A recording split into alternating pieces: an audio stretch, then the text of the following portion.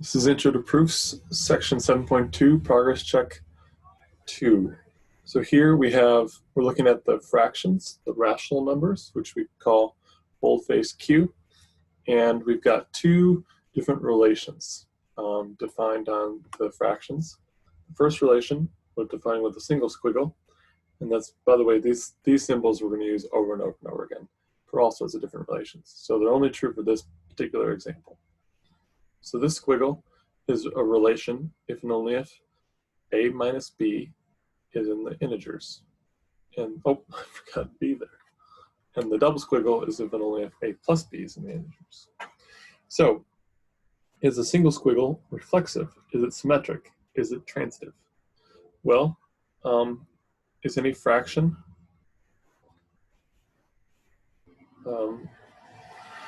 equivalent to itself? Well, p over q minus p over q equals 0, which is in the integers. So, yes.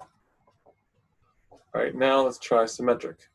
So, I'll just use a and b, even though they could be fractions. So that a equivalent to b, that implies that a minus b is in the integers. Well, then the negative of that is also in the integers, because you can multiply. The integers are closed under multiplication by -1.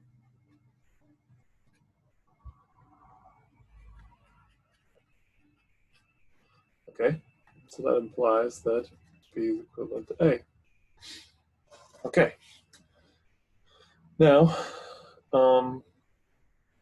so yes, is it transitive?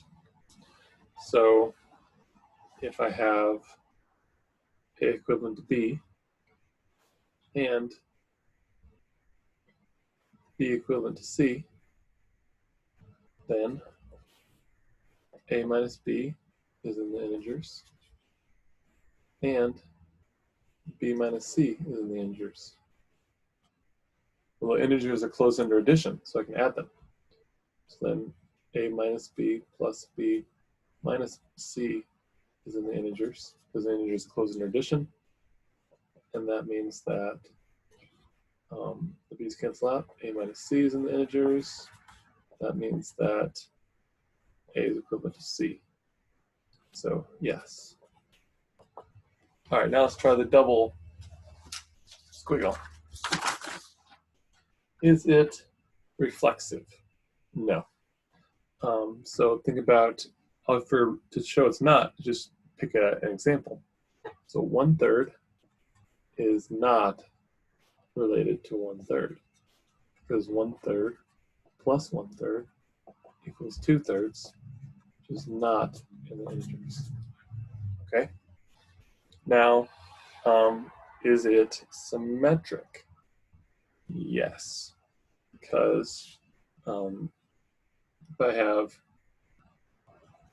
a plus b, if I have a equivalent to b, double squiggle, that implies that a plus b is in the integers.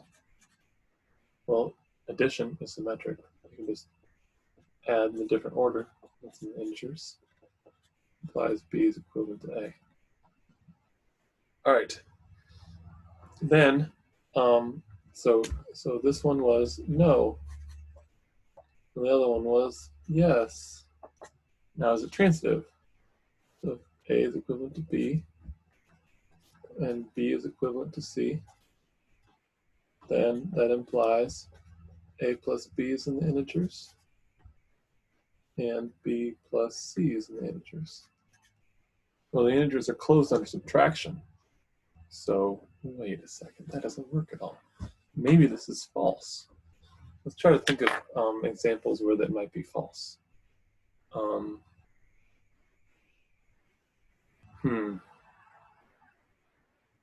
So let's say